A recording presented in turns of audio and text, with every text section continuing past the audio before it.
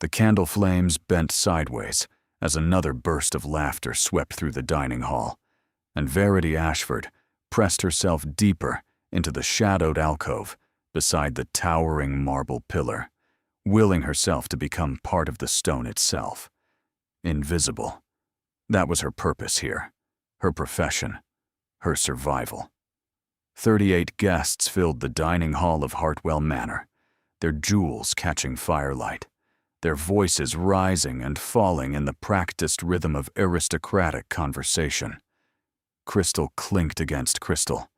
Servants moved like ghosts between chairs, and Verity stood motionless against the wall, exactly where a paid companion was expected to stand, present enough to be summoned, absent enough to be forgotten. Lady Dorothea Whitmore had not glanced in her direction for over 2 hours. This was normal. This was correct. Verity's employer required her presence at social events, not for companionship, but for propriety.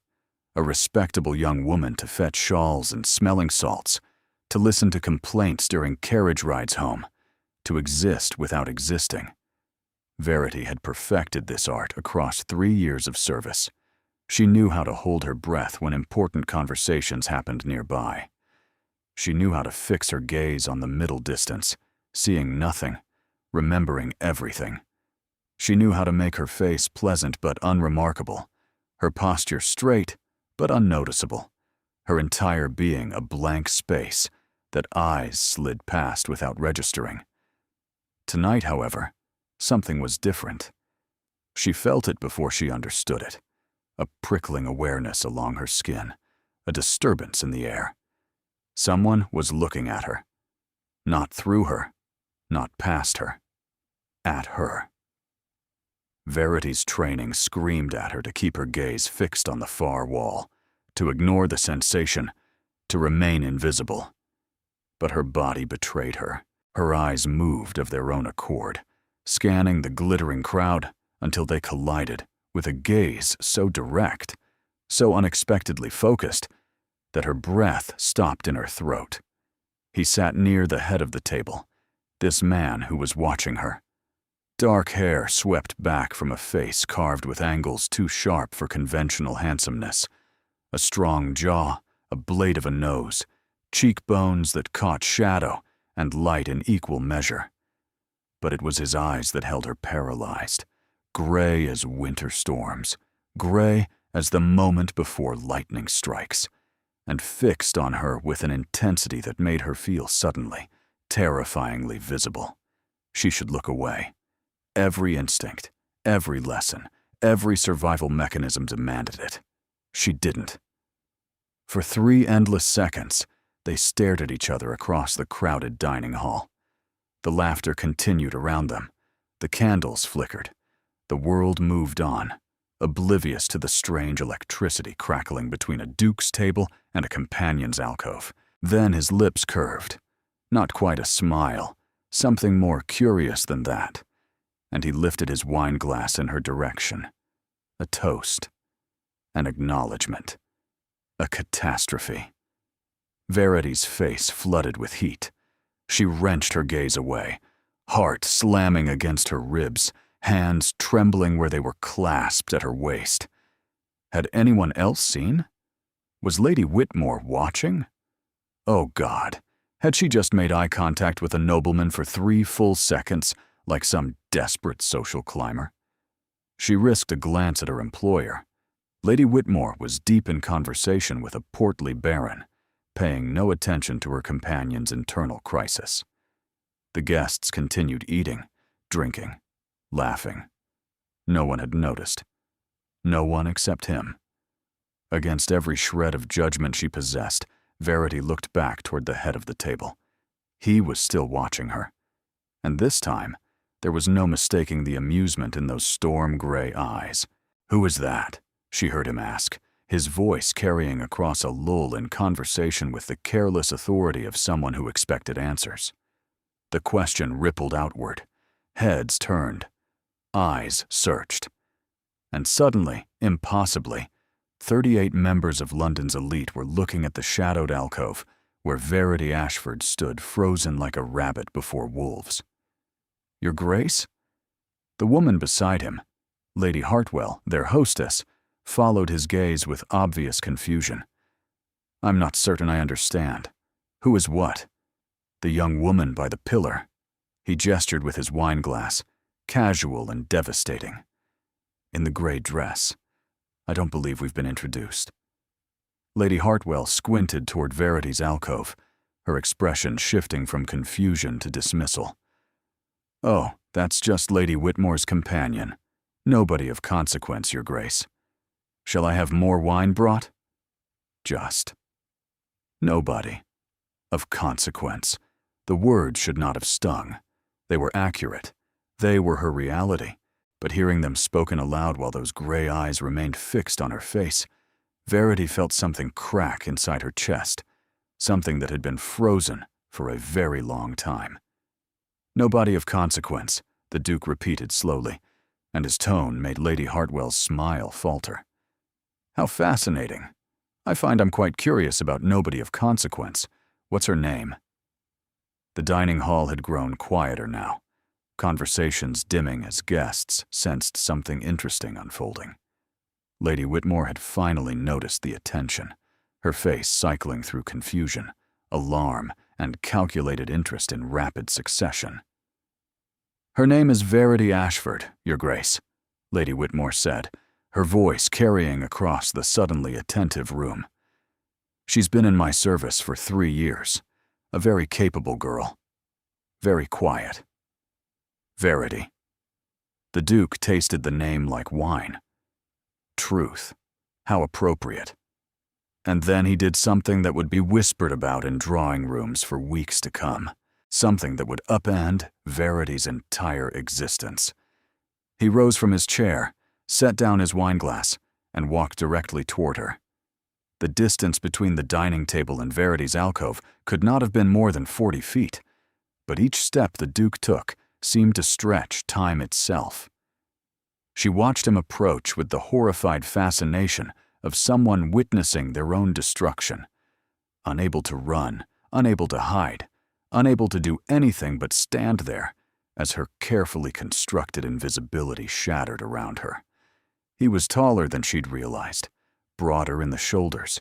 He moved with the unconscious grace of someone who had never once worried about taking up too much space, someone whose presence was a right rather than a privilege. When he stopped before her, close enough that she could smell sandalwood and something darker, muskier, her heart was beating so violently, she was certain he could hear it. "Miss Ashford." His voice was lower now, meant only for her. "You've been standing in this alcove for nearly 3 hours. Your feet must be aching." Of all the things she'd expected him to say, that was not among them. Your Grace, that is..." Words tangled on her tongue. She had spent 3 years perfecting the art of silence, and now when speech was required, she could barely remember how language worked. "Breathe," he suggested, not unkindly.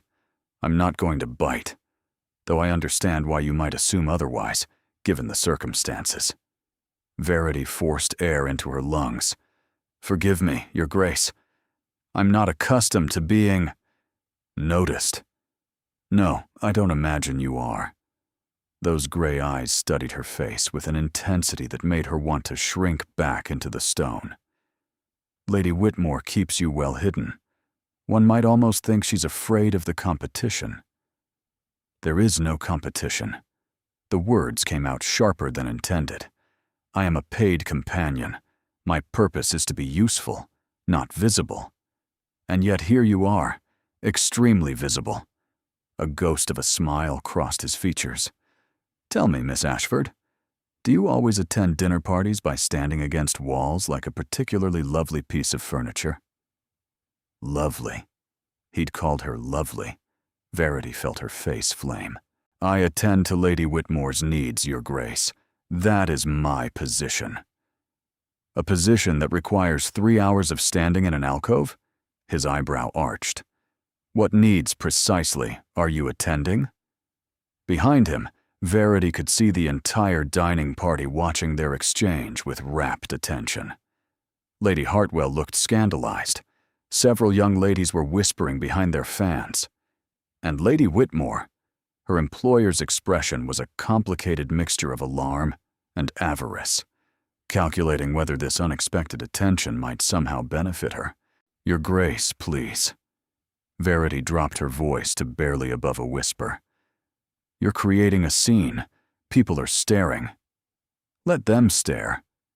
He said it with the casual dismissiveness of someone who had never once cared about social consequences. "I find I'm rather enjoying this conversation, Miss Ashford. You're the first person tonight who said anything remotely interesting." "I've barely said anything at all." "Precisely. Most people say far too much. You have the gift of economy." He tilted his head, studying her. "How old are you?" 23, Your Grace." "Educated?" "My mother saw to it before she passed. Languages, literature, history, music." And how did someone with languages, literature, history, and music end up as Lady Whitmore's invisible companion? The question hit a nerve. Verity felt her spine stiffen. "The same way most women end up in situations they did not choose, Your Grace. Necessity." Something flickered in his eyes. Surprise, perhaps, or respect. Before he could respond, a new voice cut through the tension. "Theron, darling, what are you doing?" A young woman appeared at his elbow, dark-haired and bright-eyed, with an elfin face and a smile that suggested she found the entire situation delightful rather than shocking. "You've abandoned poor Octavia mid-sentence and crossed the entire dining hall to speak with." "Oh." Her gaze landed on Verity, and her smile widened. "Oh, how wonderful. You found someone interesting. I knew this dinner party couldn't be a complete waste." "Cosima." The Duke's voice held a note of warning. "Perhaps not now. Perhaps exactly now." The young woman, Cosima, extended her hand to Verity with cheerful disregard for propriety. "I'm Cosima Vane. This brooding creature is my brother, Theron, the Duke of Ashworth. He has a terrible habit of terrifying people without meaning to." "Are you terrified?" Verity blinked. Somewhat, yes." "Excellent. That means you're paying attention." Cosima tucked her arm through Verity's, as if they were old friends. "Come, you must sit with me. I'm dying to know how you ended up pressed against that pillar, like you were hoping it would swallow you." "Cosima," the Duke said again, more firmly. "Miss Ashford is Lady Whitmore's companion. You can't simply abduct her." "I'm not abducting her. I'm rescuing her." Cosima's eyes sparkled with mischief. "There's a difference. Besides, Lady Whitmore owes me a favor from last season. Something about a very unfortunate rumor that I chose not to spread. I'm sure she won't mind lending Miss Ashford to me for the remainder of the evening." Before Verity could protest, before she could explain that this was madness, that paid companions did not sit at dining tables, that she was nobody of consequence and belonged in the alcove, Cosima was already steering her toward the table. "Wait." Verity dug in her heels. "I can't. Lady Whitmore hasn't given permission. This isn't..." "Isn't what?" Cosima turned, still smiling. "Isn't proper? Isn't done? Isn't acceptable?" She leaned closer, her voice dropping to a conspiratorial whisper. "The wonderful thing about being a Duke's sister, Miss Ashford, is that I get to decide what's acceptable. And tonight, I've decided that you're going to sit beside me and tell me everything about yourself, while my brother pretends not to listen." Verity looked back at the Duke, searching for rescue or reason. He offered neither. Instead, he simply inclined his head, those storm-gray eyes unreadable. "You might as well surrender, Miss Ashford. My sister is a force of nature. Resistance is futile." And that was how Verity Ashford, invisible companion, nobody of consequence, found herself seated at a dining table among dukes and earls, while Lady Whitmore watched with a calculating gleam, and whispers spread like wildfire through the room. She had no way of knowing that this moment, this strange, impossible, terrifying moment, was only the beginning. The carriage ride back to Lady Whitmore's townhouse was the longest of Verity's life. Her employer sat across from her in the darkened interior, face half illuminated by passing street lamps, expression unreadable. Neither of them had spoken since leaving Hartwell Manor. The silence stretched like a blade being slowly drawn. Verity's mind raced through 1,000 catastrophic scenarios. Dismissal without reference, accusations of impropriety, a reputation ruined before it could even begin to be built. 3 years of careful, invisible service destroyed in a single evening because a duke had decided to look at her. "Well," Lady Whitmore said finally, her voice cutting through the darkness, "that was unexpected." Verity's hands tightened in her lap. "My lady, I must apologize. I never intended—" "Don't." Lady Whitmore held up one gloved hand. "Don't apologize for catching the Duke of Ashworth's attention. Do you have any idea who he is?" "A duke, my lady. Not just any duke." Lady Whitmore leaned forward, and the calculating gleam Verity had noticed at dinner was now a full blaze. "The Duke of Ashworth controls half the shipping interests in the Mediterranean. His family's fortune rivals the crown's. His grandmother, the Dowager Duchess, is one of the most powerful women in society. And his sister Cosima has been impossible to befriend, despite my best efforts for 3 seasons." She paused, letting the weight of her words settle. "Tonight, that same sister practically dragged you to her side and spent 2 hours chattering at you like you were her dearest confidant." Verity didn't know what to say. Cosima's attention had been overwhelming, but genuine. A flood of questions about books and music and travel, punctuated by sharp observations that revealed a keen intelligence beneath the bubbly exterior. And through it all, the Duke had sat nearby, speaking with other guests, but always somehow present, always somehow watching. "What did Lady Cosima talk about?" Lady Whitmore pressed. "Many things, my lady. She asked about my education, my interests, my opinions on various novels. Verity hesitated. "She asked if I was happy in my current position." Lady Whitmore's eyes narrowed. "And what did you tell her?" "The truth, that I was grateful for the security of employment." "But not happy?" Verity said nothing. Silence was safer than lies. The carriage rolled on through gaslit streets, carrying them toward a reckoning Verity could not yet see. When they finally stopped before Lady Whitmore's townhouse, her employer did not immediately move to exit. "There will be consequences from tonight," Lady Whitmore said slowly. The Duke made his interest quite public. By tomorrow morning, every drawing room in London will be buzzing with questions about the mysterious companion who caught Ashworth's eye. She paused. This could be useful. Verity's stomach dropped. "My lady, the Duke of Ashworth has been a target of matchmaking mamas for 5 years. He's refused every eligible young woman thrown at him, much to his grandmother's despair. If he's shown interest in you, even passing interest, others will wonder why." Lady Whitmore's smile was thin and calculating. "You may have become my most valuable asset, Miss Ashford. We shall see how this unfolds." She exited the carriage without another word, leaving Verity alone with her racing thoughts and the terrible suspicion that her life was no longer her own.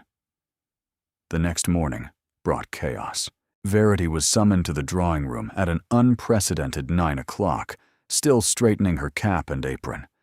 What she found there stopped her in the doorway. Flowers, dozens of arrangements, roses, lilies, orchids, blooms she couldn't even name, covering every available surface. And in the center of it all, Lady Whitmore sat clutching a cream-colored card with an expression of pure astonishment. "They arrived an hour ago," Lady Whitmore said faintly. "All of them. From Ashworth House." Verity's heart began to pound. "All of them? Read this." Lady Whitmore thrust the card toward her. The handwriting was bold and masculine, the message brief. "Miss Ashford, I find I have more questions. My sister requests the pleasure of your company this afternoon for tea. A carriage will arrive at 3. I hope you will accept. Ashworth tea." Lady Whitmore was still staring at the flowers as if they might explode. "He's invited you to tea, at Ashworth House, with his sister." She turned to Verity with an intensity that bordered on frightening. "Do you understand what this means?" "I'm not certain I understand anything, my lady." "It means opportunity." Lady Whitmore rose, beginning to pace. "It means access. If you can befriend Lady Cosima, if you can maintain the Duke's interest even briefly, doors will open. Invitations will arrive. The Whitmore name will be elevated by association." Verity felt a chill spread through her chest. "You want me to use their attention for your social advancement? I want you to be smart."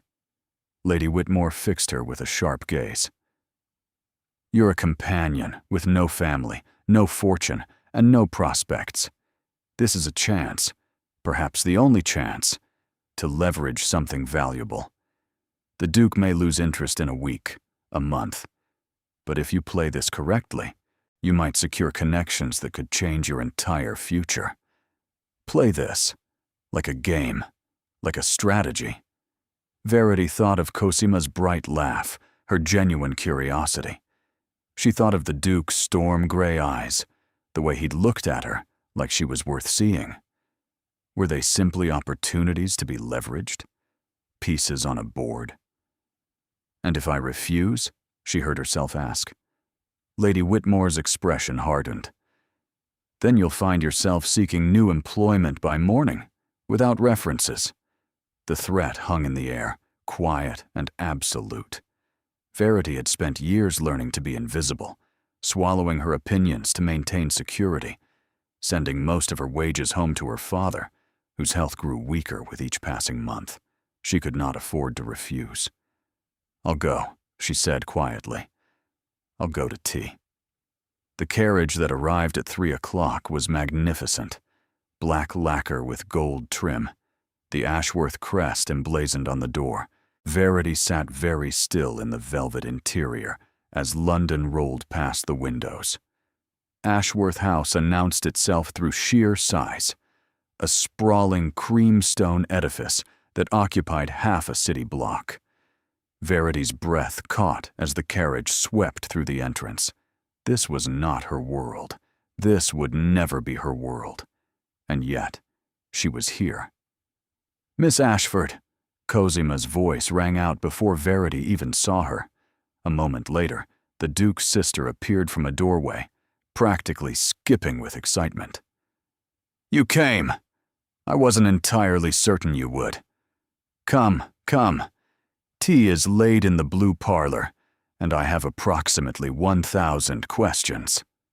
She seized Verity's hand and pulled her forward with the same cheerful disregard for convention she'd shown at the dinner party.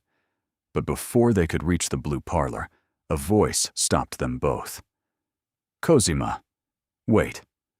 The Duke emerged from a study, his gray eyes finding Verity immediately. He was dressed more casually today. No formal jacket, his shirt sleeves visible beneath a dark waistcoat. And somehow, that made him more intimidating rather than less. "Miss Ashford," he said, "thank you for coming." "I had little choice, Your Grace."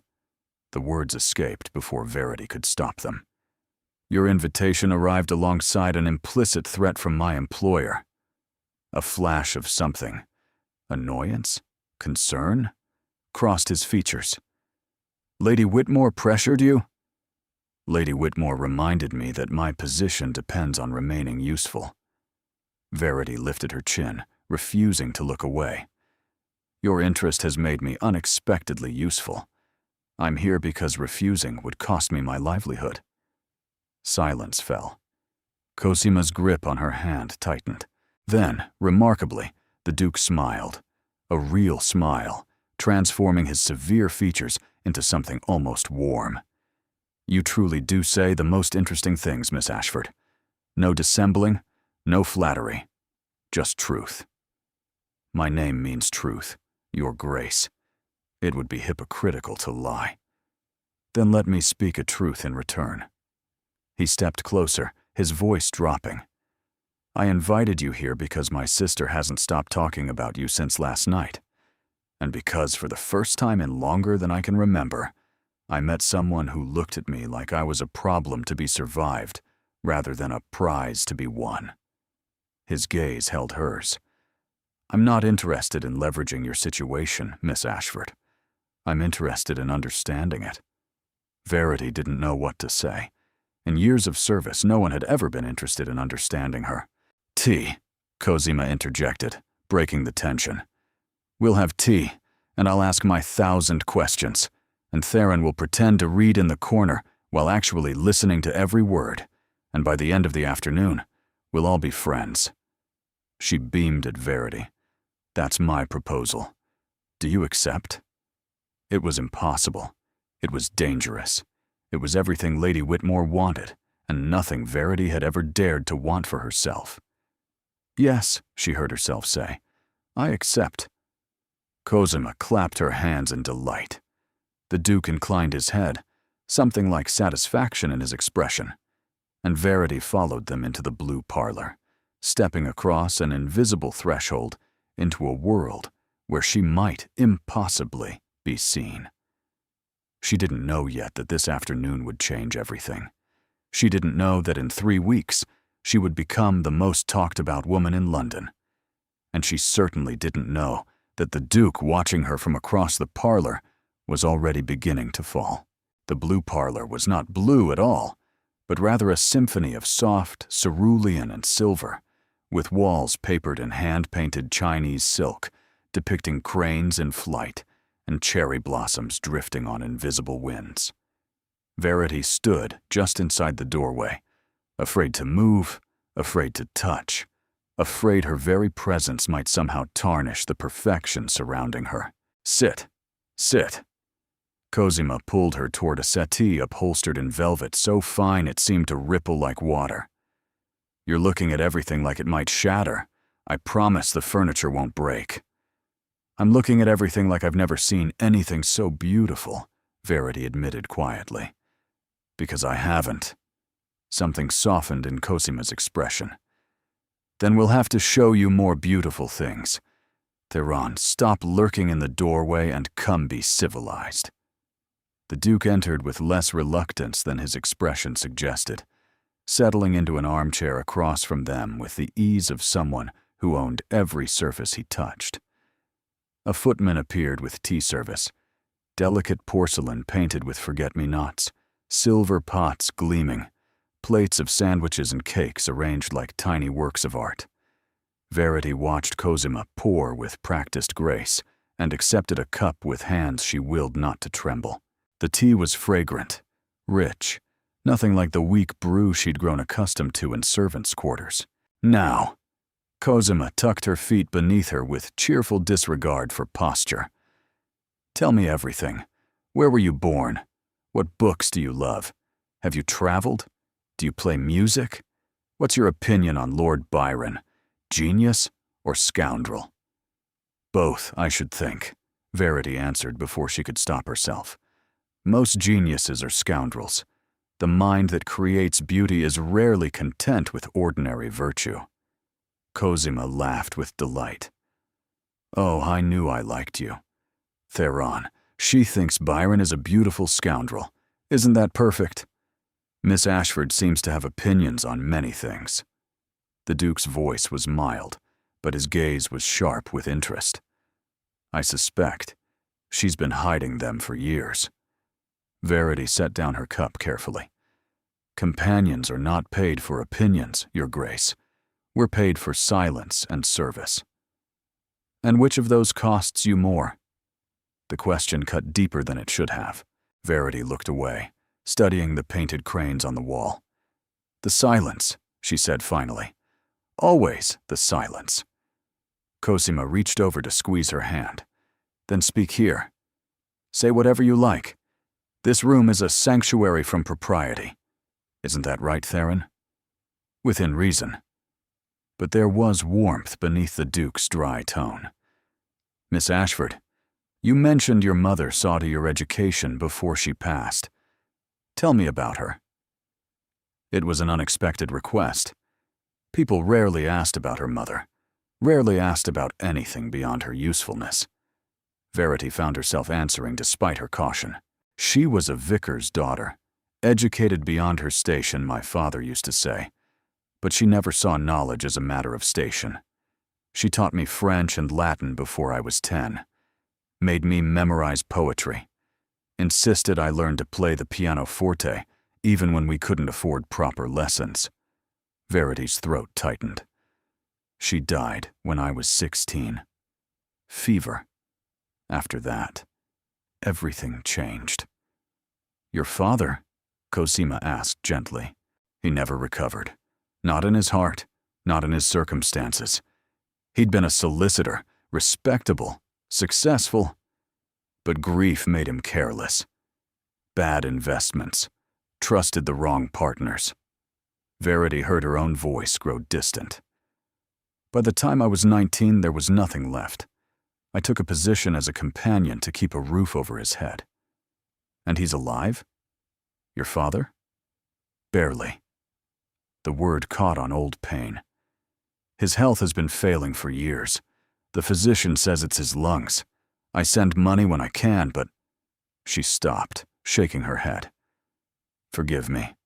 This is hardly appropriate conversation for tea. This is exactly appropriate conversation for tea, Cosima said firmly. At least, for tea in this house. We don't do shallow here, Miss Ashford. We do real. Verity looked between the siblings, Cosima with her fierce warmth, the Duke with his unreadable gaze, and felt something crack in her chest. She had spent years being invisible, swallowing every thought and feeling to maintain her position.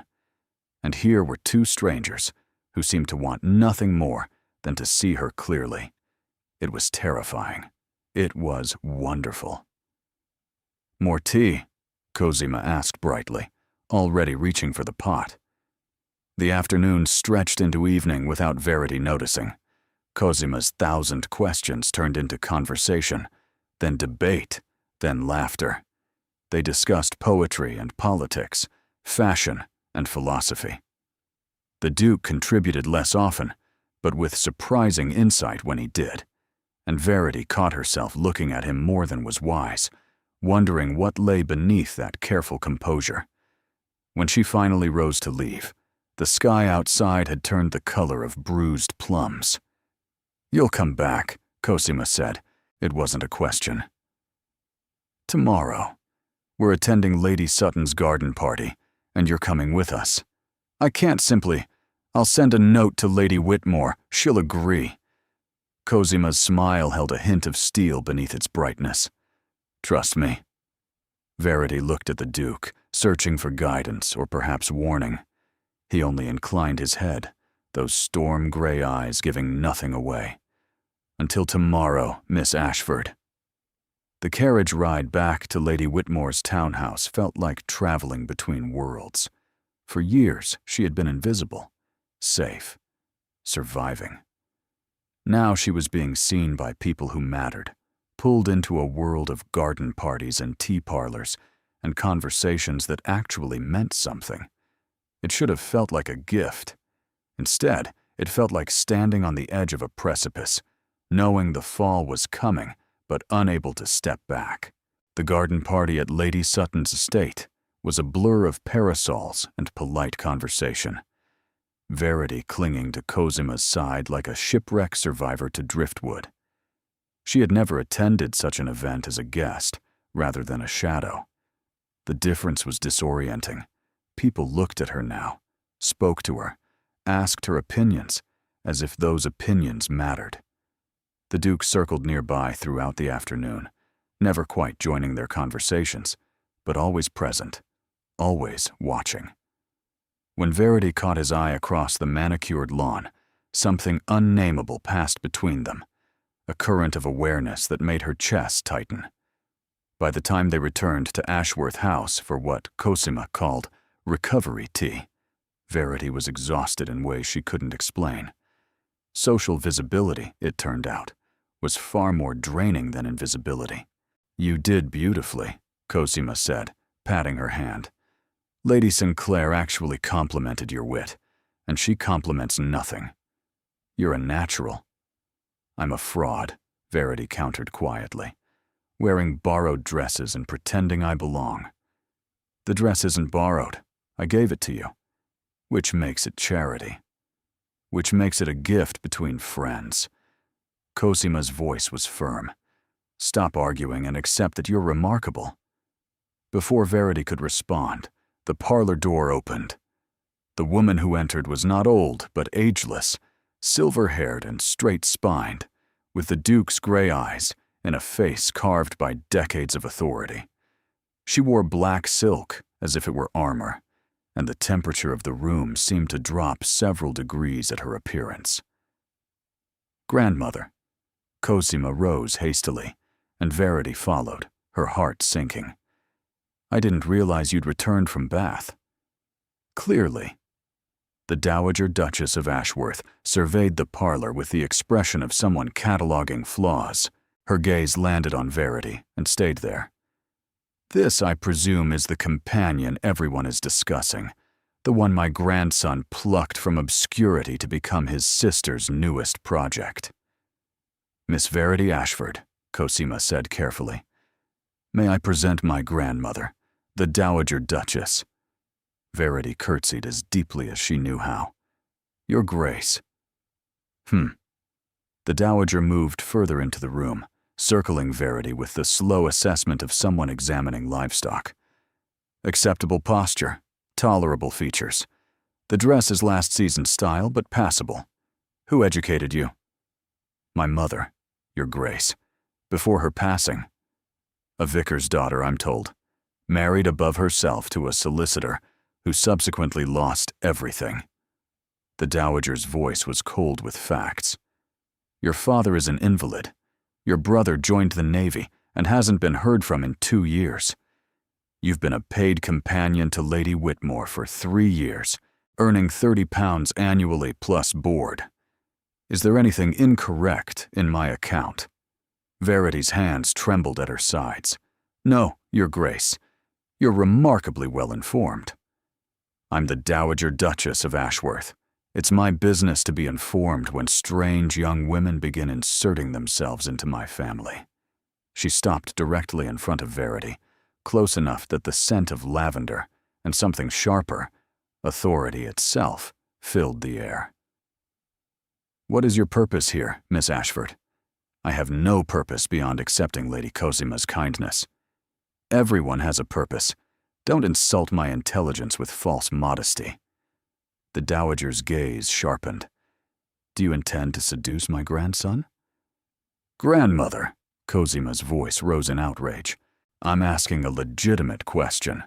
The girl appears from nowhere, catches Theron's attention at a dinner party, and suddenly she's attending garden parties and taking tea in the family parlor. The pattern is obvious." Verity felt ice spread through her veins, but she refused to look away. "The pattern you're describing, Your Grace, is one of your grandson's making, not mine. He noticed me. He invited me. I was standing in an alcove trying to be invisible when he decided to see me. If you have concerns about intentions, perhaps you should direct them at him." The silence that followed was absolute. Then, remarkably, the Dowager laughed. A short, sharp sound, devoid of warmth, but not entirely unkind. "Spine. You actually have spine. How refreshing." She settled into a chair with the regal grace of someone who had never once questioned her right to any seat. "Cosima, leave us." "But now." Cosima squeezed Verity's hand before departing, shooting her grandmother a look of pure frustration. The door closed, and Verity was alone with the most powerful woman in the Ashworth family. "Sit!" The Dowager pointed to the settee. "You and I are going to have an honest conversation, Miss Ashford. I suspect it may be the most honest conversation you've had in years." Verity sat, her back straight, her heart hammering. "My grandson," the Dowager began, "has been dead inside since his father passed. Since the weight of the title fell on his shoulders, he has performed his duties with perfect competence and no spark of life. I have paraded eligible young women before him. He has rejected every single one. I'm sorry for your concern, Your Grace, but I don't see what this has to do with—" "Don't interrupt." The Dowager's voice cracked like a whip. "Last night, my grandson left his study voluntarily for the first time in weeks. This morning, he personally selected the flowers to send you. At the garden party, he smiled, actually smiled, when you said something clever about political reform. Do you understand what I'm telling you, Miss Ashford?" Verity's mouth went dry. "I'm not certain I do. I'm telling you that for the first time since his father's death, something has broken through my grandson's armor, and that something is you." The Dowager leaned forward, her gray eyes intense. "I don't know yet whether this is a blessing or a catastrophe, but I know this. Whatever game you're playing, you will not hurt him. If you do, I will ensure you never work in any household in England again. I will ensure your father's care becomes impossible to afford. Do we understand each other?" The threat was absolute, brutal, delivered with the cold certainty of someone who could and would follow through. And yet, "I'm not playing a game, Your Grace." Verity's voice came out steadier than she felt. "I don't want to hurt your grandson or anyone else. I was content being invisible, safe, surviving. Whatever is happening now, I didn't seek it and I don't understand it. But I'm not a villain, and I won't be treated as one simply because your grandson decided I was worth seeing." The Dowager studied her for a long moment. Something shifted in her expression, not softening exactly, but recognition. "His father saw me that way once," she said quietly. "Against all advice, against all reason. He looked at a merchant's daughter and decided she was worth the scandal. I spent 40 years proving his faith was justified." She rose, smoothing her skirts. "You may stay for dinner, Miss Ashford. After that, we shall see." She left without another word, leaving Verity alone with a racing heart and the terrible suspicion that she had just passed a test she hadn't known she was taking. Days folded into each other like the pages of a book Verity couldn't stop reading. Cosima's invitations continued, teas, musicals, walks in the park, and each one pulled Verity deeper into a world she had never dared to want. Lady Whitmore remained suspiciously accommodating, eager for reports and connections, and Verity gave her just enough information to maintain peace while guarding the parts that mattered. The parts that involved the Duke, because despite his sister's cheerful presence at every event, it was Theron who increasingly occupied Verity's thoughts. The way he listened when she spoke, really listened, as if her words carried weight. The way his rare smiles transformed his severe features into something approaching beauty. The way he seemed to appear whenever she needed rescuing from tedious conversation, materializing at her elbow with dry observations that made her bite back laughter. She was in danger. She knew this, but knowing and stopping were different beasts entirely. One evening, 10 days after their first meeting, Verity found herself alone with him in the Ashworth library. Cosima had been called away by the Dowager for some mysterious discussion about invitations, and Verity had retreated among the books to wait. The library was vast, 2 stories of shelves connected by a spiral staircase, leather spines, and gilt lettering stretching toward a ceiling painted with constellations. Verity stood at a window, watching rain streak the glass, when she heard footsteps behind her. "You found my hiding place." The Duke's voice was quiet, almost warm. "I should have known you'd gravitate toward books." Verity turned. He stood among the shelves like he belonged to them, lamplight catching the angles of his face. "Your hiding place. My father called it that. Said whenever the weight of everything became too heavy, I could find refuge here. Books don't demand anything. They simply offer worlds to disappear into." "Your father sounds like he was a wise man." "He was." A shadow crossed Theron's expression. "He was also my best friend. When he died, He stopped, shaking his head. "Forgive me. I don't usually speak of this."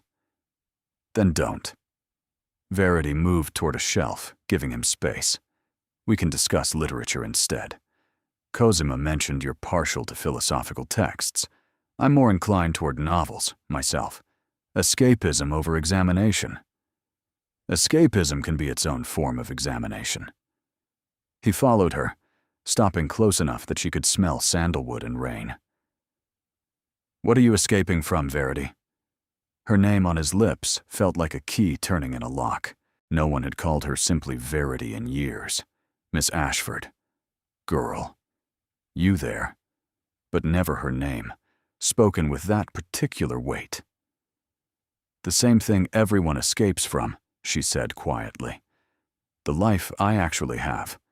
The choices that weren't choices. The future I can see stretching ahead like an endless gray corridor.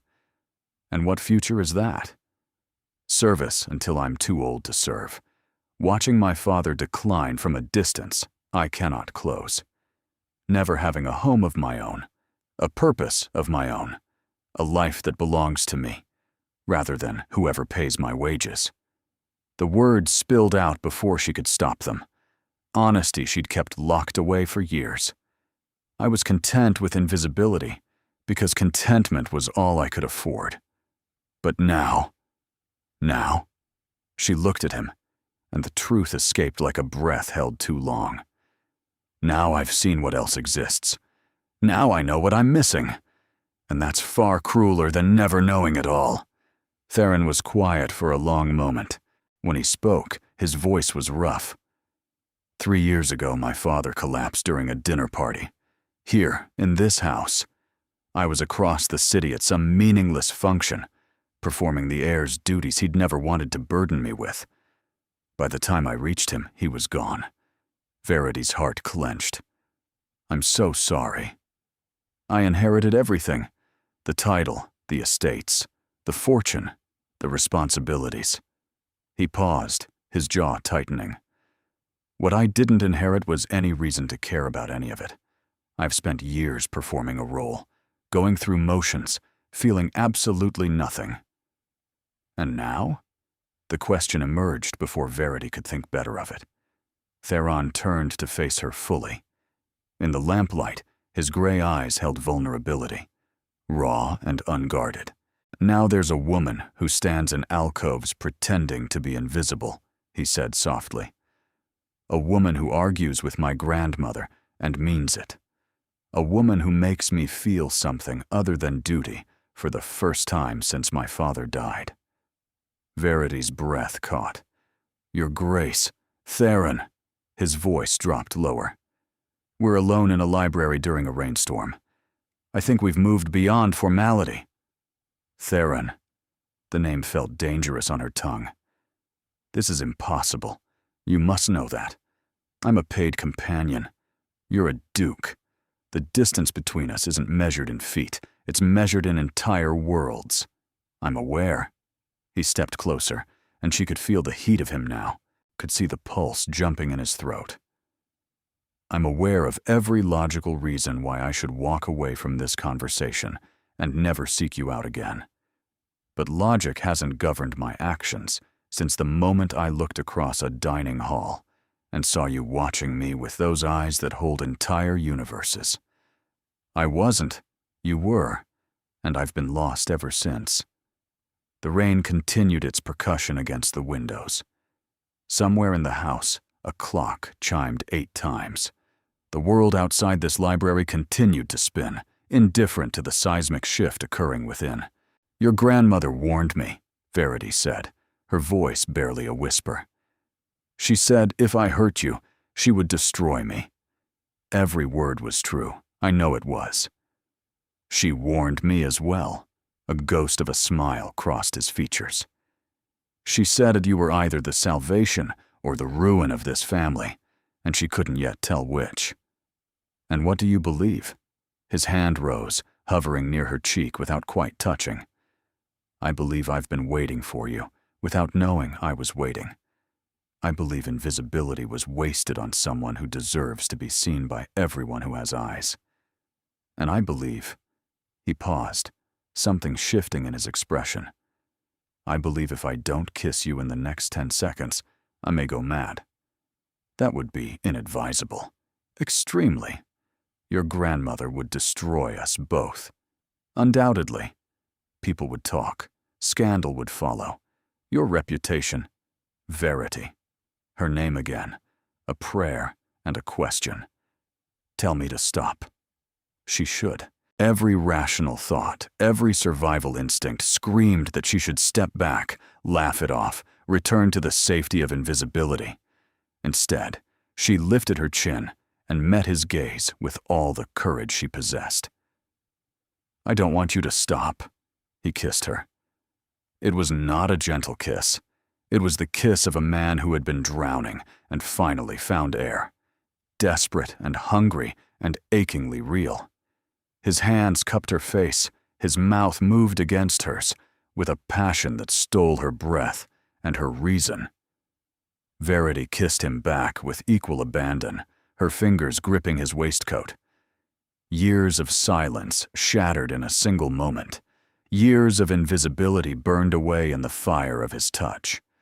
When they finally parted, both breathing hard, the library seemed to spin around them.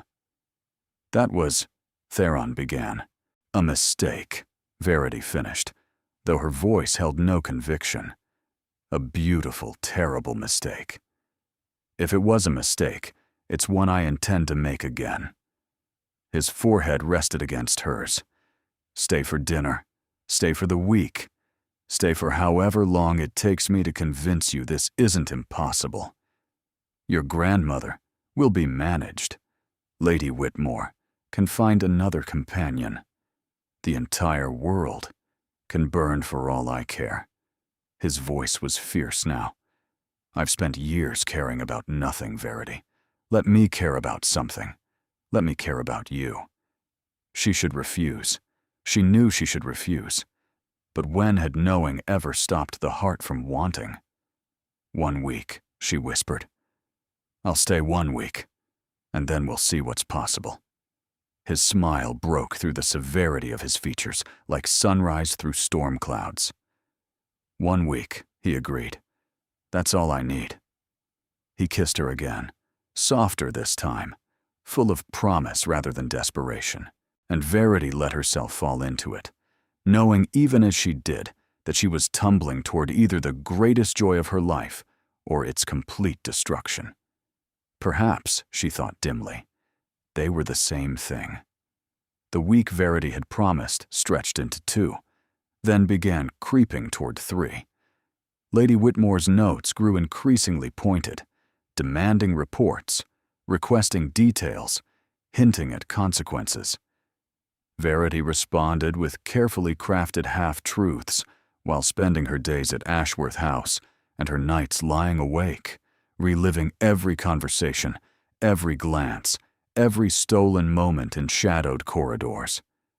The library kiss had changed everything. Theron had not kissed her again, a restraint that felt both considerate and maddening. But he had made his intentions clear in 1,000 smaller ways. The way his hand lingered when he helped her into carriages, the way he sought her opinion on estate matters, parliamentary debates, the arrangement of gardens, the way he looked at her across crowded rooms with an intensity that made her bones feel liquid. and now the Ashworth ball was upon them.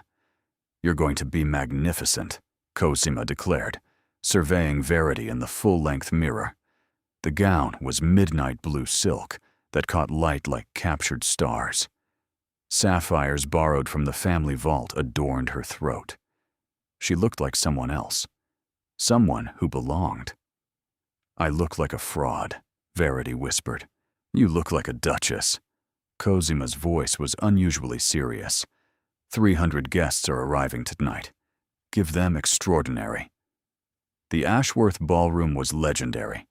3 crystal chandeliers, walls of gilded mirrors, a ceiling painted with Greek mythology. She descended the main staircase on Cosima's arm, hyper-aware of every eye that turned, every whisper that followed. Then she saw Theron waiting at the bottom of the stairs, and everything else ceased to matter. He was devastating in formal evening wear. Black jacket, white cravat. His dark hair swept back to reveal the sharp architecture of his face. When their eyes met, his expression softened into something private, something meant only for her. "Miss Ashford." He bowed over her hand, propriety maintained for watching eyes, but his voice dropped to a murmur only she could hear. "You've stolen every thought I've had for the past 3 weeks. Tonight, apparently, you intend to steal my breath as well." Heat flooded her cheeks. "Your Grace is too kind. Your Grace is barely containing himself." His thumb traced a secret circle on her palm before releasing her. "Save me the first waltz, and the supper dance, and every moment in between that propriety allows." The evening became a blur of introductions, conversations, assessments. Verity felt like a specimen under glass, examined and catalogued by every dowager and debutante in attendance. Some were friendly, genuinely curious about the mysterious companion who'd caught a duke's eye. Others were cold, dismissive, their smiles sharp with contempt. Lady Octavia Mercer was among the latter. She materialized at Verity's elbow, all golden curls and ice-blue eyes. "Miss Ashford, how lovely to finally meet you properly." "Lady Octavia." Verity kept her tone neutral. "I confess I'm curious about you." A paid companion, suddenly appearing in the Duke's private circle. Octavia stepped closer, her voice dropping to a poisonous whisper. "You do understand this is temporary, don't you? Dukes don't marry companions. You're a novelty. When the season ends, you'll return to your alcoves, and Ashworth will choose someone appropriate. Someone like me." Verity's hands trembled, but she refused to look away. "If you're so confident, why bother warning me? Enjoy your evening, Miss Ashford. It won't last." She glided away, leaving Verity's composure in ruins. The waltz began before Verity could retreat to gather herself. Theron appeared at her side, concern flickering across his features. "What did she say to you?" "Nothing worth repeating." Verity forced a smile. "Shall we dance?" He led her onto the floor, and for a moment, the world contracted to just the two of them. His hand at her waist, her palm pressed to his, the music swelling around them like a tide. "You're trembling," he said quietly. "I'm overwhelmed." "Because of Lady Octavia?" Verity didn't answer. Couldn't answer. Because the truth was too large, too devastating to speak aloud. That Octavia was right. This was temporary. This was fantasy. And no amount of beautiful gowns or borrowed sapphires could change the fundamental reality of who Verity was and who she would never be. "Look at me," Theron commanded softly. "Whatever poison she poured in your ear, it's lies. I don't want appropriate. I don't want someone like her." His grip tightened. "I want you. You want the version of me dressed in silk and sapphires. But that's not who I am, Theron. I'm 30 pounds a year and mending my own stockings. I'm invisibility and silence, and a future so narrow I can barely breathe. Then let me give you a different future." The waltz ended. They stood frozen, surrounded by applause they didn't hear. But she was already pulling away, retreating into the crowd, searching for a shadow to disappear into. She found one in a deserted gallery. The dowager emerged from the shadows. "Running away, Miss Ashford? How predictable." Lady Octavia spoke truths I didn't want to hear. I know precisely what she said. The dowager paused. "Come, there's something you need to see." She didn't wait for agreement, simply turned and walked deeper into the gallery. Verity followed, curiosity overcoming caution. They stopped before a portrait she hadn't noticed. A young woman in an outdated gown, dark-haired and serious-faced, with eyes that held something fierce and unbroken. "My wedding portrait," the dowager said, "painted 53 years ago when I was 19 and utterly terrified." Verity studied the image. "You don't look terrified." "I was skilled at hiding it. Necessary when one is a merchant's daughter who's somehow convinced a duke's heir to propose." The dowager's voice softened fractionally. "I was told I was temporary. A novelty. A scandal that would ruin the family name. I was told to leave before I destroyed everything. But you stayed. I stayed. And I spent 50 years proving everyone wrong." The dowager turned to face her. "My husband loved me until his final breath. My son grew up in a house full of that love. And every person who predicted my failure is now dust, while I remain. Dowager Duchess of Ashworth, mistress of this house, keeper of this family." Verity's throat tightened. "Why are you telling me this?" "Because my grandson is in that ballroom, watching the doors like a man waiting for execution, wondering if he's lost you already." The dowager's eyes were steel and silver. "Because you have something I recognize. That fierce, unbroken core that refuses to surrender. And because, despite my better judgment, I find I don't want you to leave." "Your Grace, don't mistake this for blessing." The dowager's voice hardened again. "You still have to prove yourself. You still have to survive what's coming. But you won't do it by hiding in galleries." She pressed something cold into Verity's palm, a ring, heavy with diamonds. "That belonged to my grandmother. It's been in this family for 4 generations. The dowager held her gaze. "Earn it, Miss Ashford. Show me the woman my grandson sees." Then she was gone, leaving Verity alone with a ring worth more than her father's house, and a choice that would shape everything that followed. Verity returned to the ballroom with the ring hidden in her glove and her heart in her throat. She found Theron exactly where the dowager had described, near the entrance, watching the doors, his expression carefully blank, in a way that somehow made his anguish more visible. When he saw her approaching, the relief that flooded his features was almost painful to witness. "You came back." He spoke quietly, for her alone. I almost didn't. "What changed?" Verity thought of the portrait, the ring, the dowager's impossible confession. "Your grandmother showed me a painting." His eyebrows rose. "She spoke to you?" "She told me to earn my place." Verity met his gaze. "She told me to show her the woman you see." Something shifted in Theron's expression, surprise giving way to something deeper, something that looked dangerously like hope. "And what did you decide?" "I decided that I've spent years being invisible because it was safe, because disappearing was easier than fighting for anything." She stepped closer, her voice dropping. "I'm tired of disappearing, Theron. I'm tired of being the version of myself that survives, instead of the version that lives." The music swelled around them, couples moving through another waltz, but neither of them moved. "What are you saying?" His voice was rough. "I'm saying that Lady Octavia was right about one thing. This is temporary. Everything is temporary. Life is temporary." Verity felt tears burning behind her eyes, but refused to let them fall. But if I have to choose between a lifetime of safe invisibility and 1 season of being seen by you, I choose being seen. Whatever comes after, whatever destruction follows, I choose this." Theron didn't speak. Instead, he took her hand in full view of 300 guests and pressed his lips to her gloved knuckles. The gesture was simple. The implications were explosive.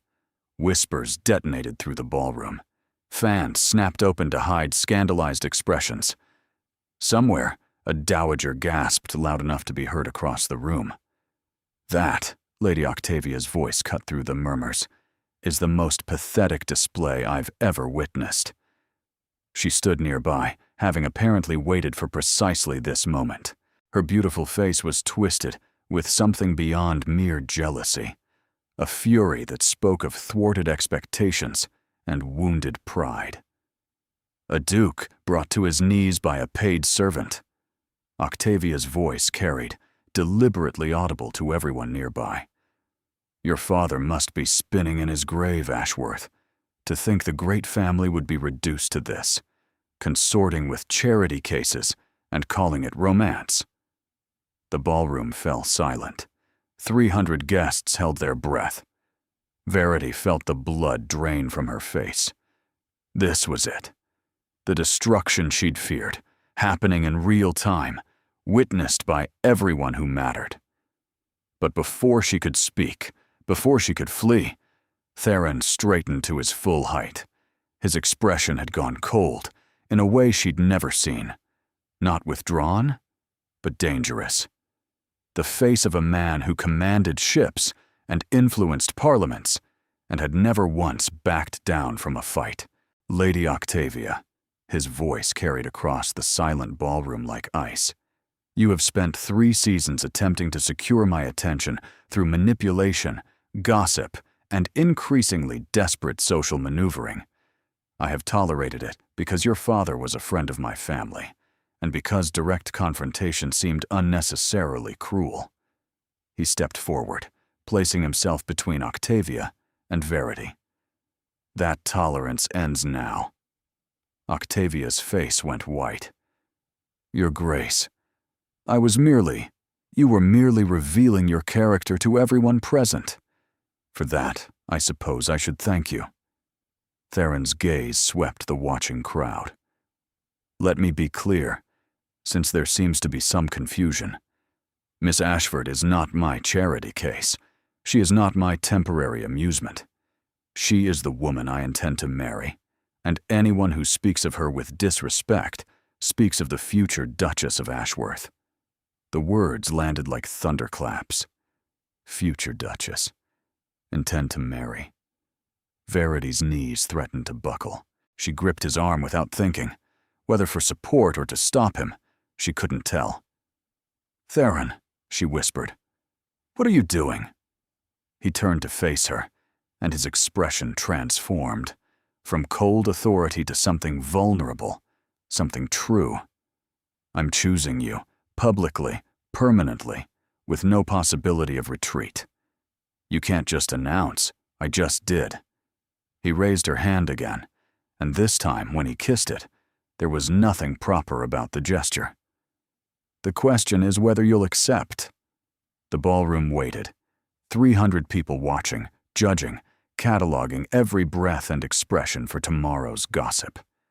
This was the moment that would define everything. Her future, his reputation, their shared fate. Verity thought of her father's declining health, her mother's buried dreams, and the years of silence and invisibility that had hollowed her out from the inside. She thought of Octavia's cruelty and the dowager's challenge, and Cosima's fierce friendship. She thought of Theron, who had looked across a crowded room and seen her when no one else had bothered to look at all. "Yes," she heard herself say, "I accept." The chaos that followed was immediate and overwhelming. Cosima rushed forward with tears streaming down her face. The dowager watched from across the room with an expression Verity couldn't read. Lady Whitmore looked simultaneously triumphant and furious. And Octavia Octavia turned and fled, her social destruction complete. But Verity barely noticed any of it, because Theron was pulling her close, propriety be damned, and whispering against her hair. I would have waited. I would have done this properly, gradually, given you time to adjust. Why didn't you? Because I couldn't let her hurt you. His arms tightened. Because the thought of you believing her lies, of you running again, I couldn't bear it. Not when the truth was so simple. And what truth is that? He pulled back just enough to meet her eyes. That I love you. That I've loved you since you looked at me in that dining hall, like I was a problem to be survived rather than a prize to be won.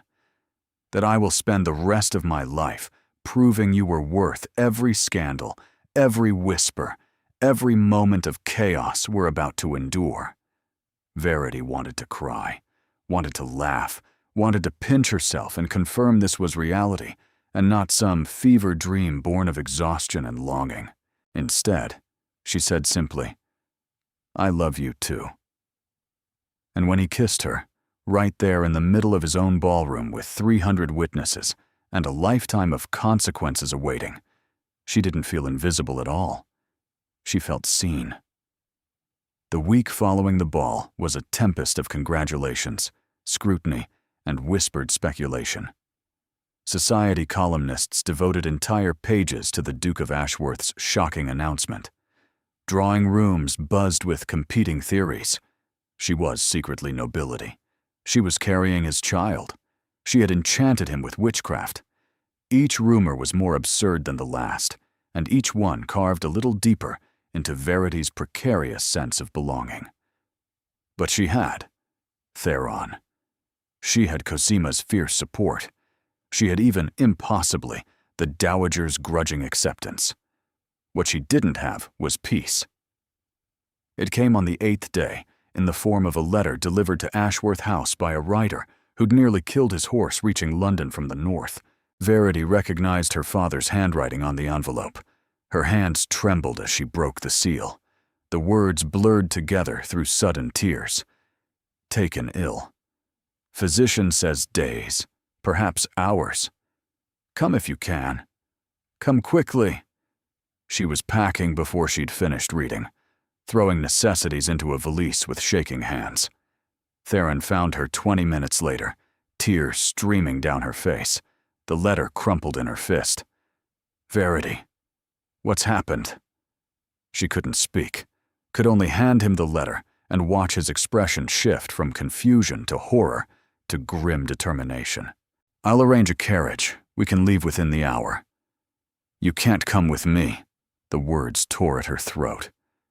You have Parliament tomorrow. The trade agreements. You said yourself they can't proceed without your vote. Nothing in Parliament matters more than this. Everything in Parliament matters more than this.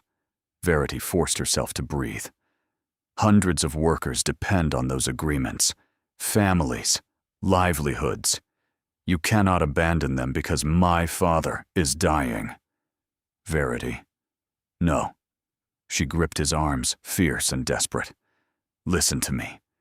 I need to go alone. I need to say goodbye to him. And I need to do it without worrying about what my absence costs you. Please, let me do this. The agony in his eyes nearly broke her resolve, but she held firm, and eventually he nodded. I'll come the moment Parliament concludes. 2 days, 3 at most. That may be too late. Then write to me, every hour if you can. Let me be there in some form, even if I can't be there in person. They left within the hour. Verity in a private carriage with Cosima as companion, Theron watching from the steps of Ashworth House, with an expression that haunted her dreams for the entire journey north. Her father died before she reached him. The physician met her at the door of the tiny cottage where Edmund Ashford had spent his final years. His face told her everything before his words confirmed it.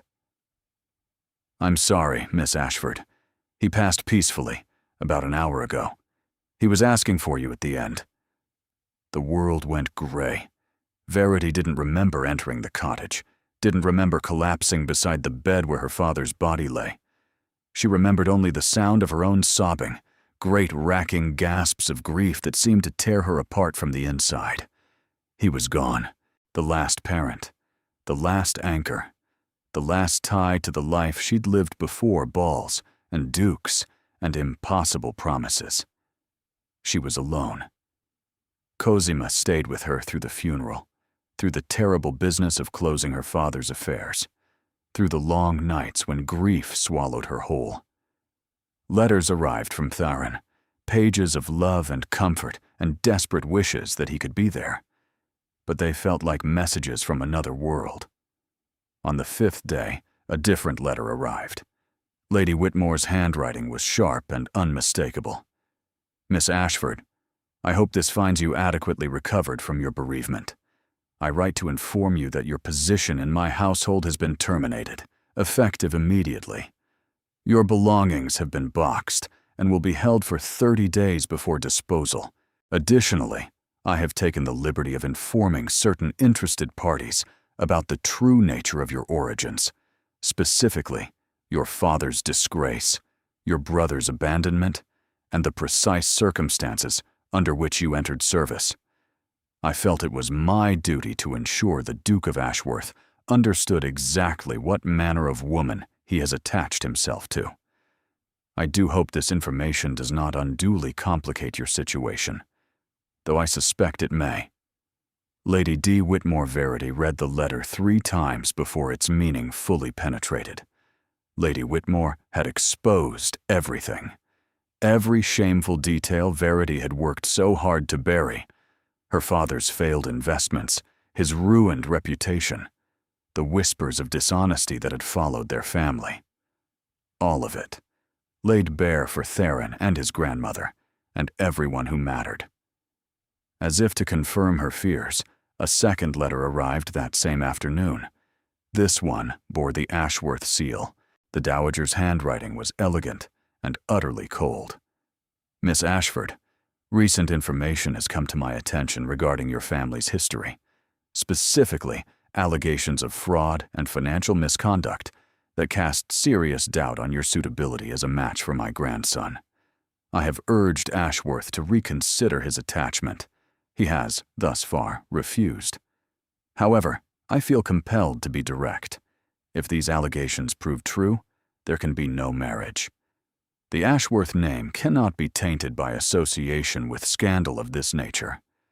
I suggest you consider carefully whether your continued presence serves anyone's interests, including your own.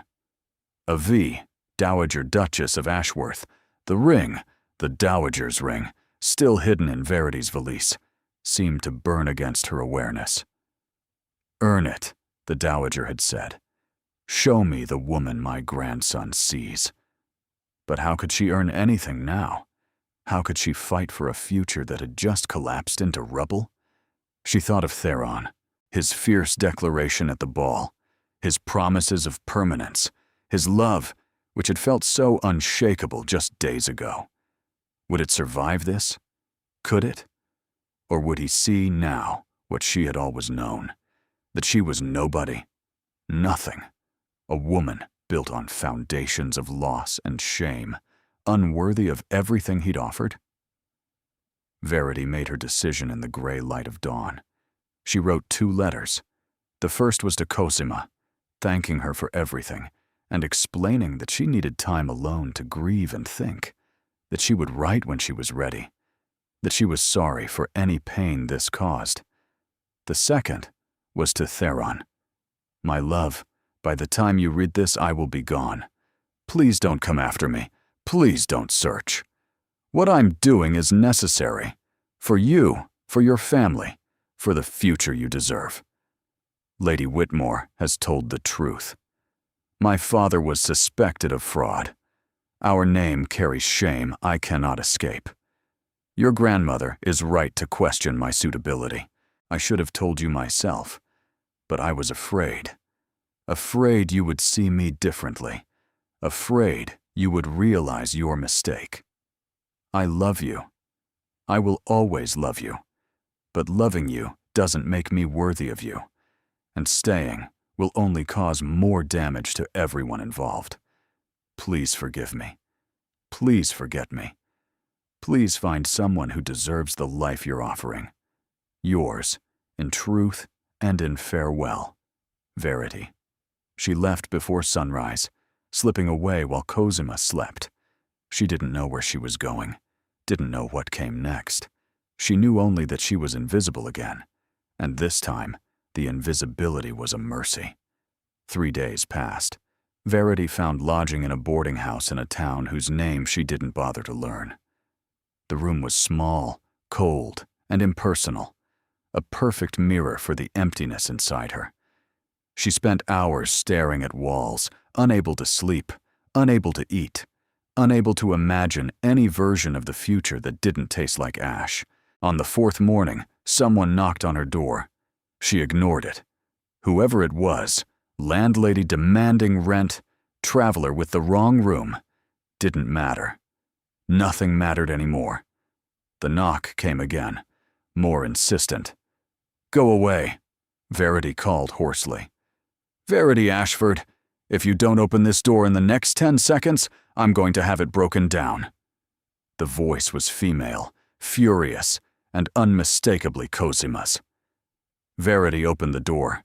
Cosima stood in the corridor, travel-stained and wild-haired, and angrier than Verity had ever seen her. Behind her loomed a figure that made Verity's heart stop.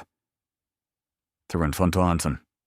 You," Cosima said, pointing at Verity with a shaking finger, "are the most impossible, infuriating, self-sacrificing fool I have ever met. Do you have any idea what you've put us through? How did you find me? We've been searching for 4 days, every inn, every coaching house, every town between here and London." Cosima pushed past her into the room, wrinkling her nose at the sparse furnishings. "Theron hasn't slept. I've barely eaten. Grandmother is beside herself, which I didn't think was possible." Verity's gaze moved to Theron, who stood frozen in the doorway. He looked terrible. Shadows beneath his eyes, his jaw rough with stubble, and his usually immaculate clothes wrinkled and travel-worn. He looked at her like a man seeing water after days in the desert. "You left," he said. His voice was raw, cracked. "You promised me a lifetime, and then you left." "I explained in my letter. Your letter was nonsense." He stepped into the room, and the intensity of his presence made the small space feel even smaller. "Shame? Scandal? You think I care about your father's reputation? Your grandmother.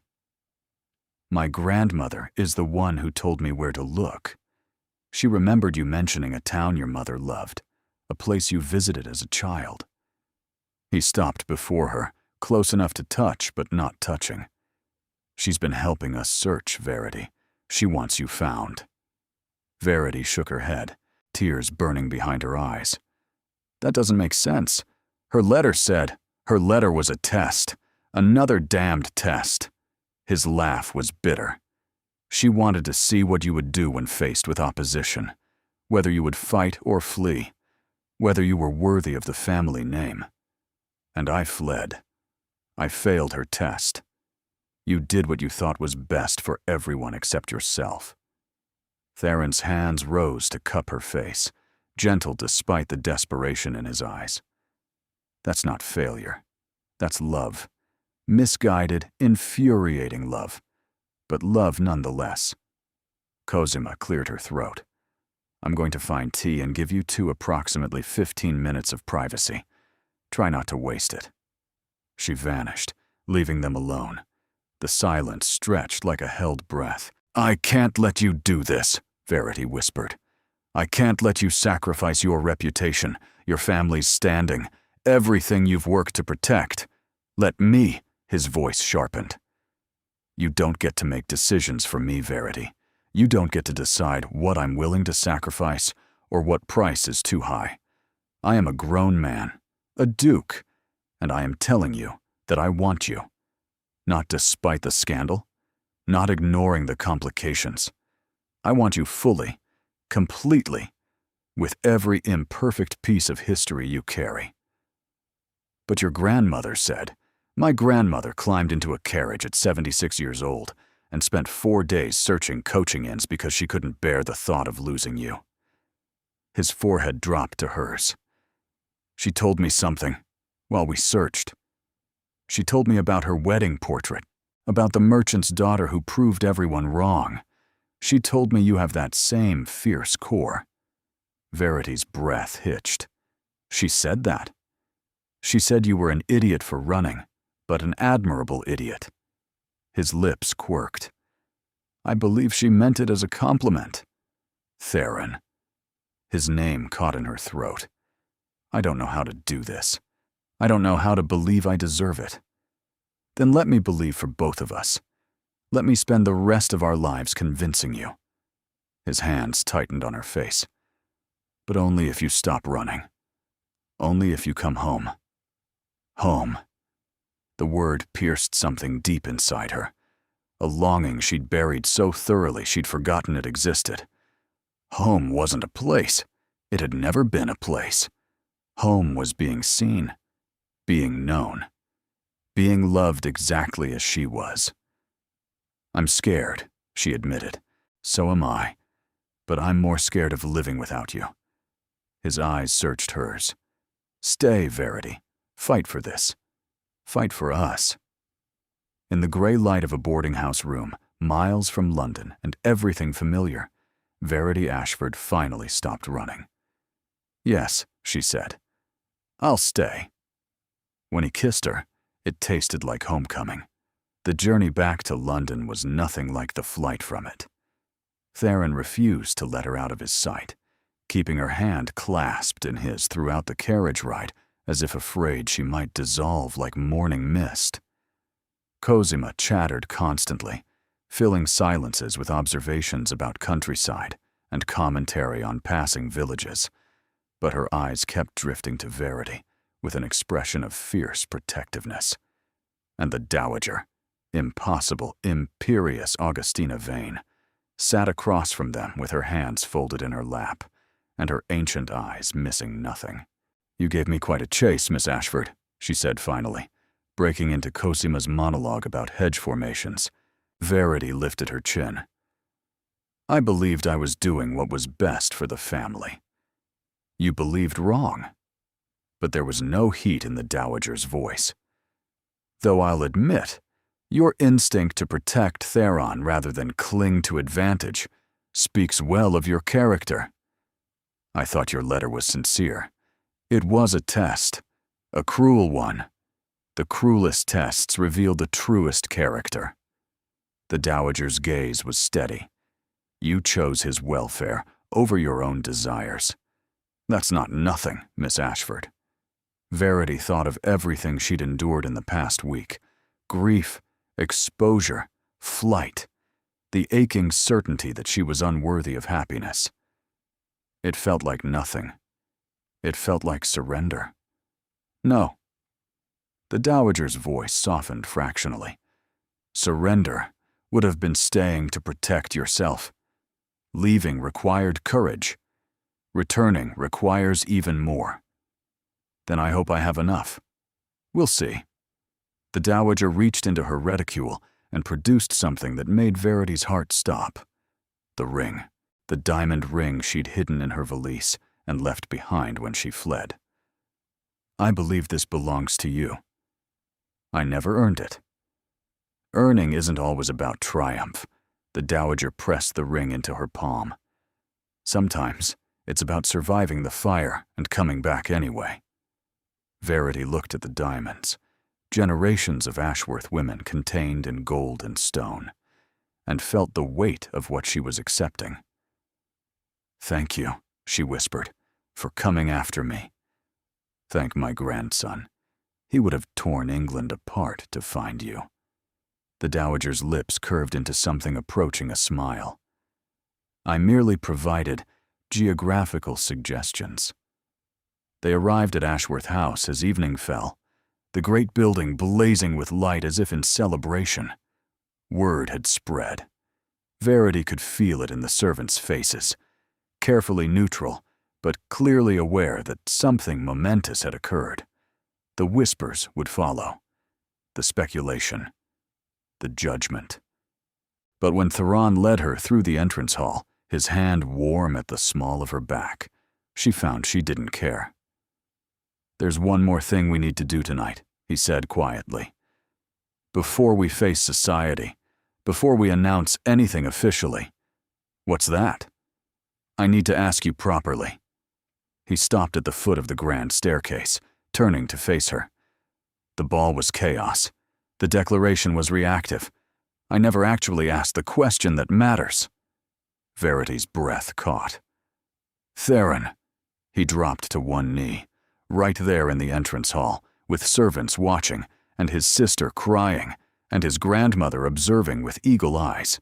"Verity Ashford." His voice was steady, his gray eyes bright with emotion. "You appeared in my life like a ghost I didn't know I was waiting for. You challenged me, surprised me, and made me feel things I'd buried so deep I'd forgotten they existed. You ran from me, which I'm going to hold against you for at least a decade. But you also came back. You came back." "I came back," she confirmed, tears sliding down her cheeks. "I don't have pretty words. I don't have poetry. I only have the truth, which is that I love you beyond reason, beyond propriety, beyond anything I've ever felt for another human being." He reached for her hand. "Will you marry me? Not because it was announced at a ball, not because society expects it, but because you want to spend your life with a frequently difficult duke who will worship you until his last breath." Verity thought of everything that had led to this moment. The alcove at Hartwell Manor, the library kisses, the dowager's tests, the grief and the fear and the desperate flight into darkness.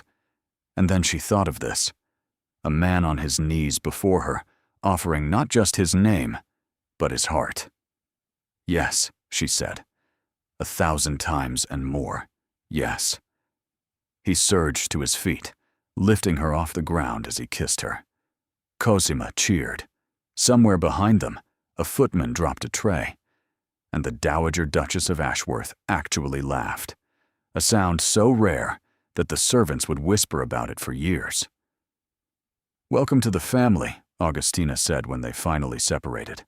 "Officially, this time. No more tests." "Thank you, Your Grace." "Don't thank me yet. You still have to survive the wedding." But there was warmth beneath the warning, and when the Dowager embraced her, stiffly, briefly, but genuinely, Verity felt something crack open in her chest. Belonging. This was what belonging felt like. "Come," Theron said, tucking her against his side. "We have a wedding to plan, a scandal to weather, and approximately 300 apology letters to write." 300? Everyone we've ever met will have questions. Best to get ahead of the narrative. Verity laughed, the first real laugh in what felt like forever. "I don't know how to be a duchess. Neither did my grandmother once, neither did my mother." His voice softened. "You'll learn. We'll learn together. Together."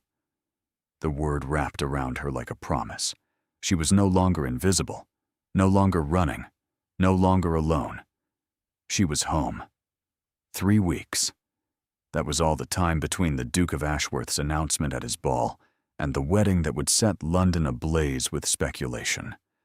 3 weeks to commission a gown, address invitations, manage a scandal that showed no signs of dying down.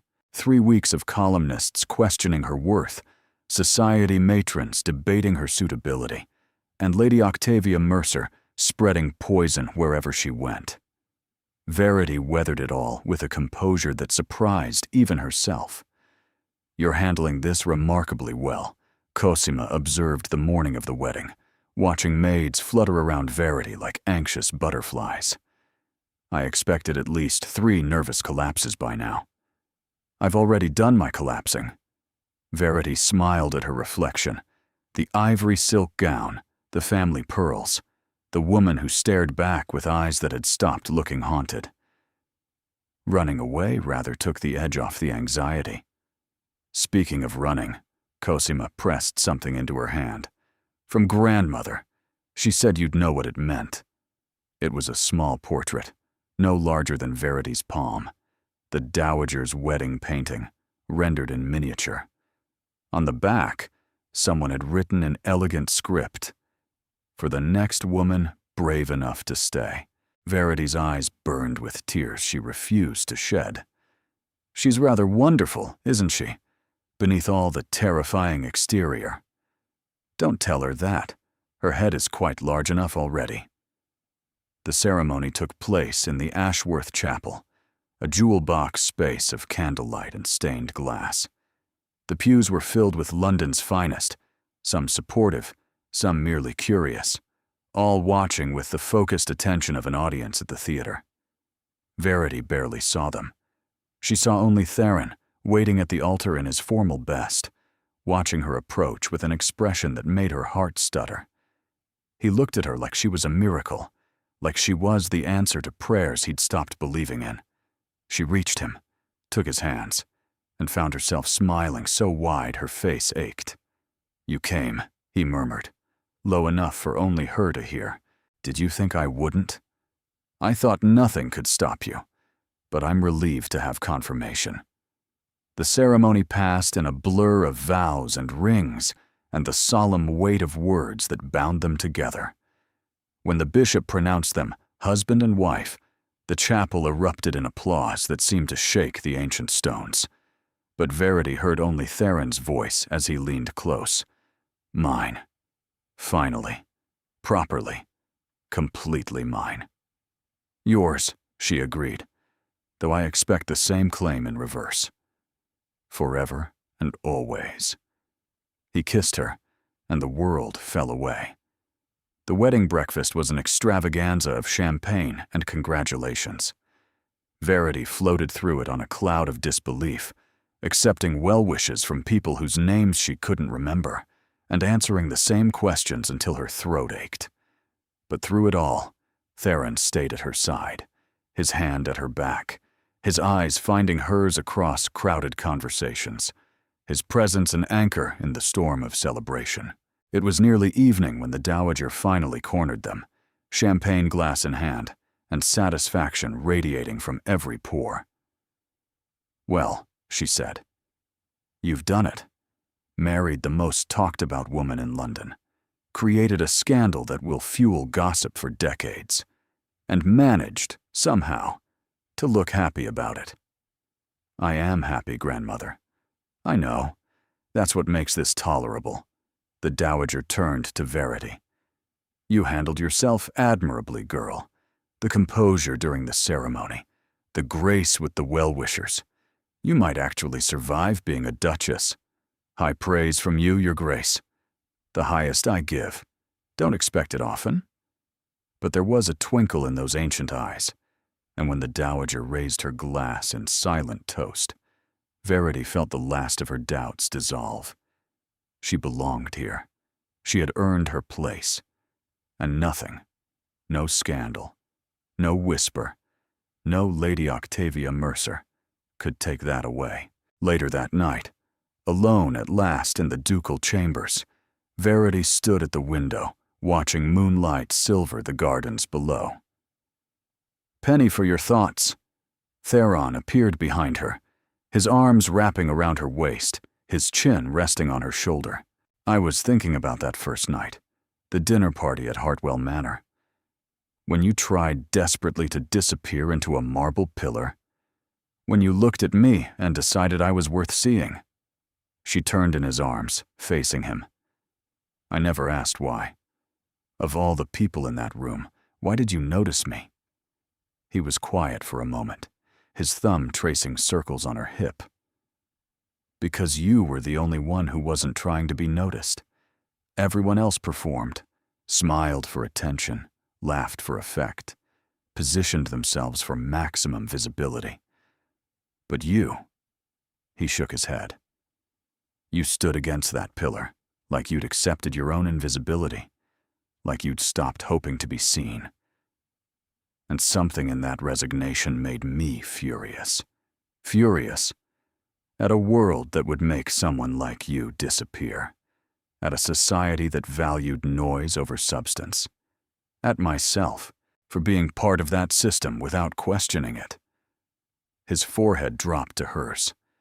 I looked at you and saw someone worth fighting for, someone worth becoming better for. Verity's throat tightened. You barely knew me. I knew enough. I knew you were intelligent, the way your eyes tracked conversations, cataloged information, missed nothing despite pretending to see nothing. I knew you were strong. 3 hours standing in an alcove without complaint requires fortitude. And I knew you were beautiful in a way that had nothing to do with gowns or jewels. He kissed her softly.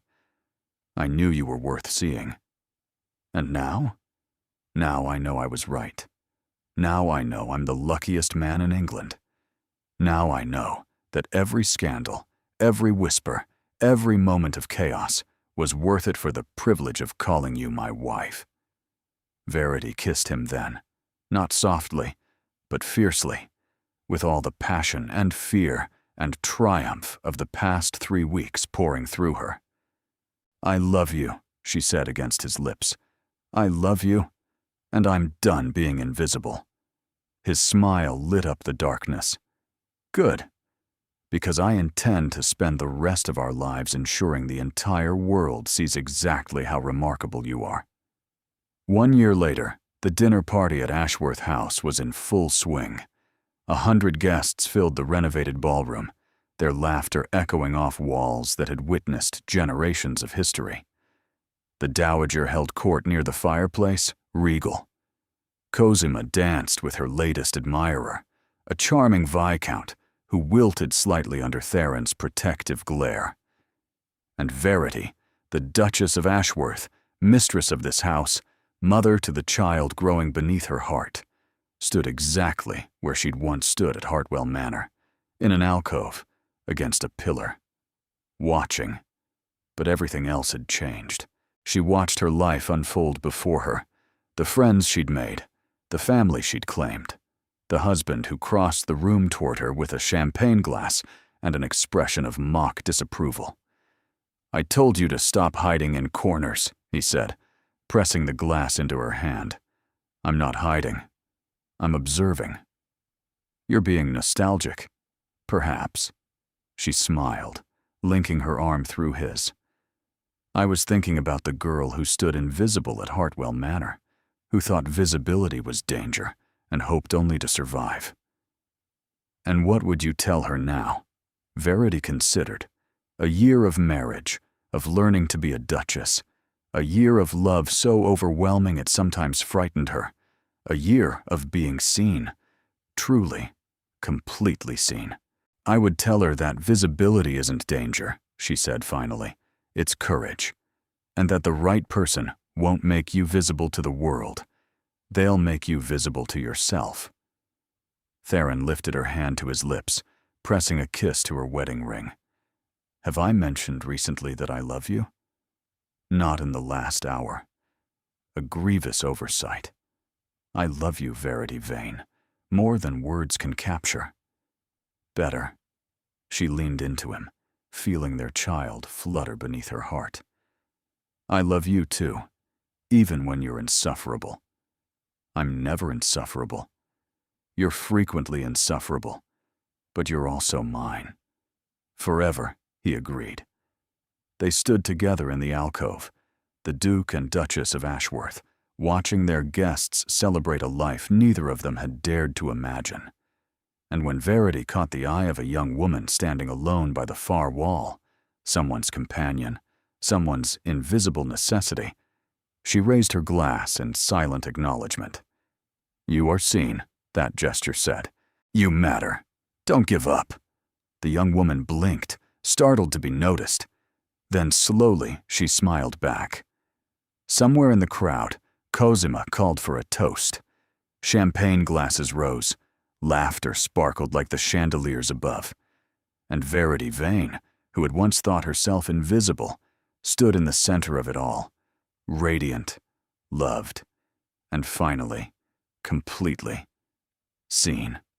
Thank you for being here. You are the reason these stories exist, because you believe in love that chooses courage over convenience, in characters who fight for happiness despite the odds, in endings that feel earned and true. Your presence makes this space warm and welcoming, and I'm grateful for every moment you spend with these characters. Do you have a favorite line or scene? Your engagement helps me understand what moves you, what keeps you listening, and what kinds of stories to create next. Consider subscribing if you'd like more romances with emotional depth and genuine character growth. Thank you for being here. You make this community what it is.